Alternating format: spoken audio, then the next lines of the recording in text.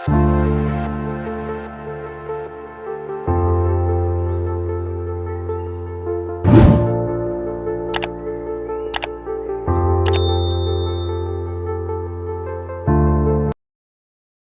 have completed this activity. You have learned defining accounting and explain its utility in financial management, listing and explaining the principles and practices in accounting,